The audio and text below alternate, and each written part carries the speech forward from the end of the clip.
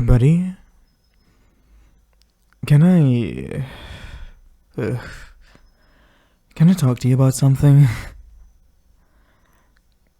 Yeah, there's been something bugging me for a couple of days now, and I just need to get it off my chest, you know?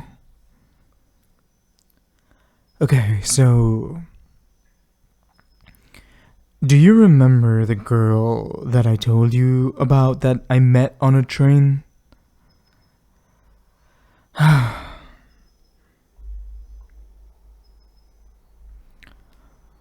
Well, it's been almost 2 weeks since I ran into her, and I don't know why she hasn't really left my mind. No, It's not like that. It's just. I worry. Maybe it's pity. Sympathy, maybe? I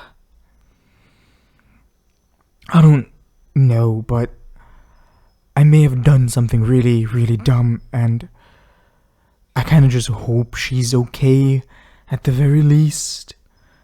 Because I did something really messed up, and it's been eating away at me.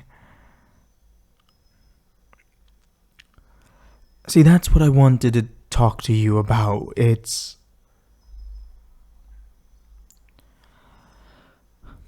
Last week, or was it? It was sometime. I don't know. I followed her home from the train station, and okay, so the last time when we were in the train, she stepped off of the train, and then I realized that she doesn't live that far from me, right? She lives a bit far from work, but for me specifically, she's like walking distance, about 40 minutes away, give or take, right? And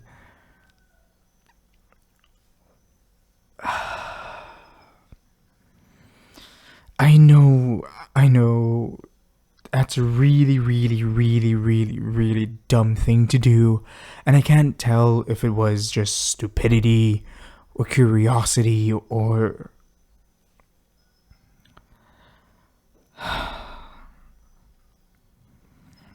So I followed her back home, and I kind of felt bad knowing the type of person their partner is. But at the same time, I didn't want to be a home wrecker.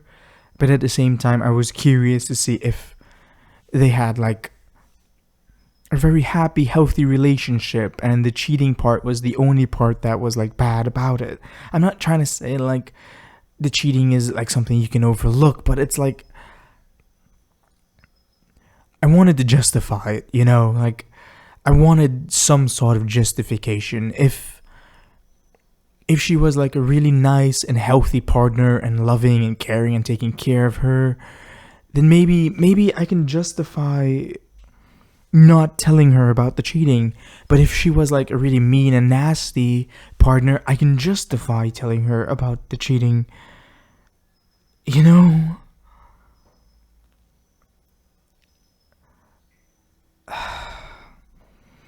And then other parts of me kind of just hope that after I blocked the partner, she'd like feel bad and want to do better for her partner, and their relationship would like heal and things would be better. I just wishful thinking, but I needed it. I needed to give them a better chance, another chance to maybe do better. But that's where like me messing up truly came in. When I followed her home, I kind of kept my distance, but I tried to get in as close as possible, and her partner was waiting for her at the door. And what happened, it kind of broke me.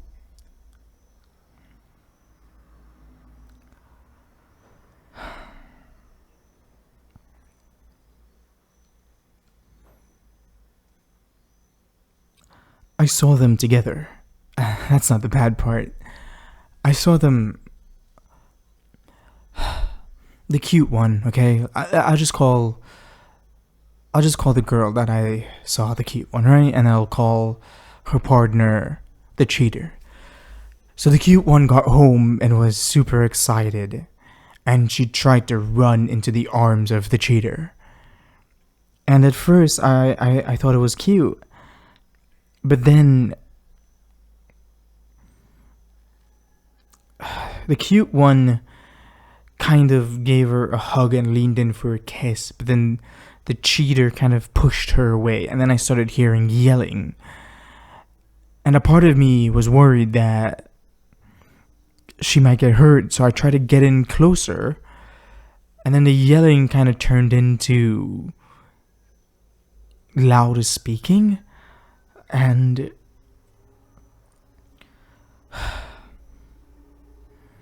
the cheater started yelling at the cutie for being useless. Apparently, they had talked on the phone, and cutie was supposed to buy like food for them for tonight, and the cheater wanted alcohol, and cutie was in a rush and forgot the alcohol and didn't get the food that the cheater wanted, because the cutie thought that she can buy ingredients and her and the cheater can cook together. But the cheater was just going on about how useless she was and how she didn't want to cook and how she's going to come home and waste her time and she just wanted food and how hungry she was.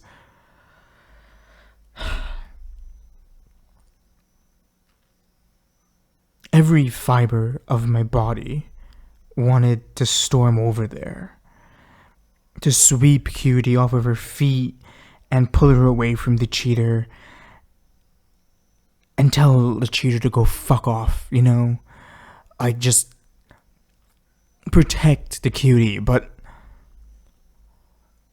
I didn't want to explain who I am, nor explain what I'm doing there, nor try to explain why I don't like the cheater, you know? And cutie was already in a bad spot, and she was like really, really close to tears, and I didn't want her to break down, so I kind of waited. I waited for the cheater to slam the door in Cutie's face and go back inside.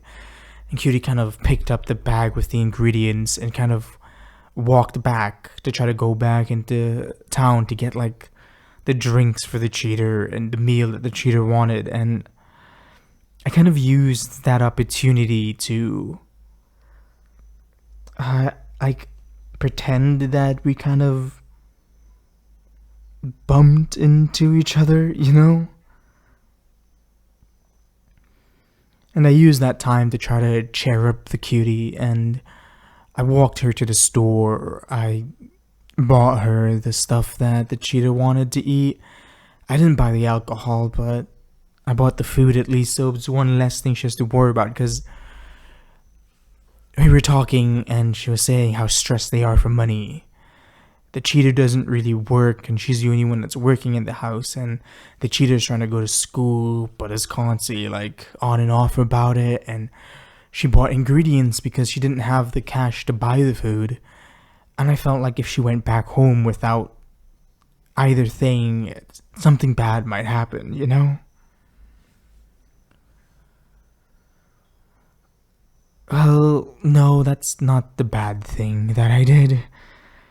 I kind of walked the cutie back home and dropped her off. I didn't drop her off at home. I like let her break the corner to her house on her own. That way, if the cheater was watching, like nothing would have happened. The selfish thing that I did. God, I feel really fucked for this. I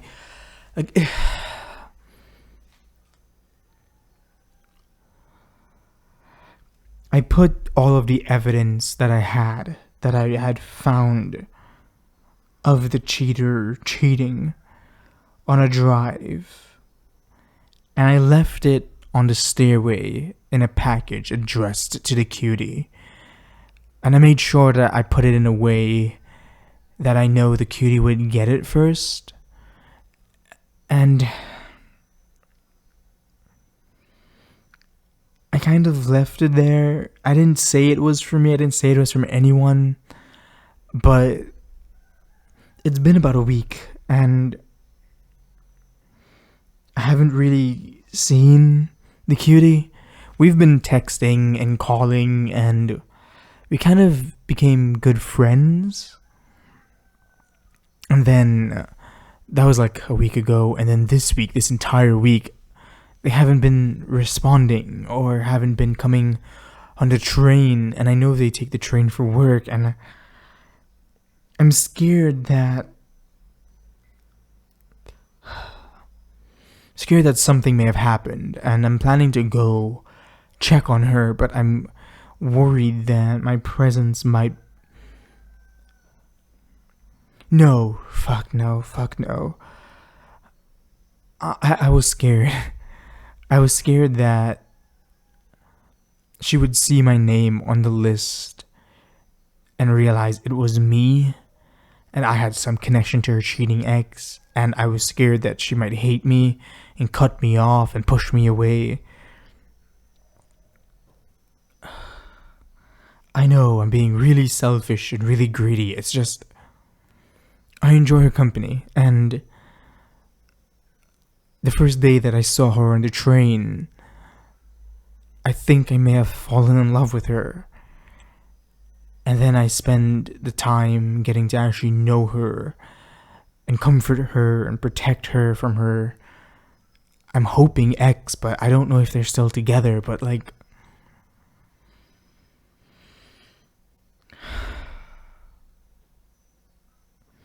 I'm scared that my selfish action to tell her the truth, to try to step in and be the hero, to separate her from that environment, may have caused her pain and hurt her in a way that I didn't intend to, you know?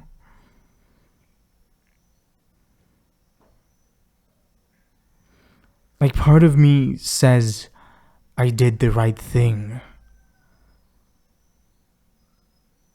but another part of me just screams, how could I be so selfish, and how could I hurt her like that, you know?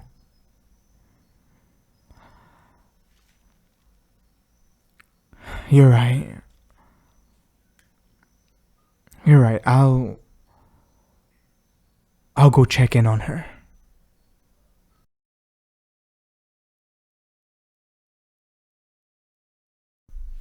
Hey there. Hi.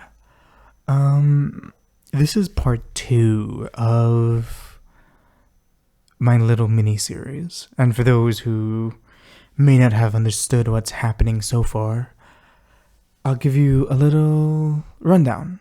So in part 1, the guy that I'm playing was rushing to work on a train, and it was his off day, and he had to rush into work, and it was raining, and he was like dealing with some shit in his personal life that he kind of zoned out. The problem is he zoned out while staring at another person on the train, who happened to be this very pretty girl. In zoning out, it kind of looked like he was staring at her, glaring at her, and it turns out that she was already in a relationship with another girl. Now, the personal drama that the guy was dealing with is the fact that he went to a mixer with his friends, and he met a girl, and he hit it off with the girl, and then he spoke to the girl, and he started looking into the girl, and then he realized the girl is in a relationship. So he called the girl out on it, and it turns out she owned up to it. She said, yeah, she's in a relationship, but she's not really serious, and she's just messing around. Anyway, skip forward to the guy on the train now. He's flustered and a mess because there's a pretty girl in front of him, and he's making a fool of himself. And part of him fell for the girl, even though the girl was taken and in a relationship. Anyway, so fast forward a little bit. The girl gets off the train. The guy notices that the girl is meeting with another girl, and he's like, oh, okay, so that's the partner that the girl is talking about. But then he noticed that the partner of the girl is actually the person that he met at the meet and greet, and that person is cheating on the cute girl he saw on the train. So in this episode, the guy is struggling with the guilt of this information. He's struggling with knowing what the cheater is doing and not doing anything about it. But at the same time, he's kind of talking to the girl on the train more, getting to know her more, getting to spend more time with her, becoming close friends with her. And because he's becoming good friends with her, he's noticing just how bad and abusive the cheater is. So he's building up the courage or the mental to finally say, you know what, it's gonna hurt the cute girl learning the truth, but she needs to know the truth. And yeah, that's this episode. I'll be posting part 3 tomorrow, so if you're curious about that, you guys can meet me here tomorrow to listen again. Okay, I hope you enjoyed it. I hope the storytelling wasn't too confusing. I know there's like really a bit of skips.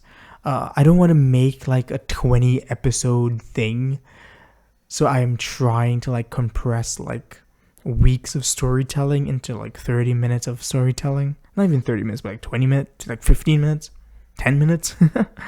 Okay. If you like the content, please leave a like and a comment below. I'll see you guys tomorrow. Okay. Bye-bye. I love you. Mwah.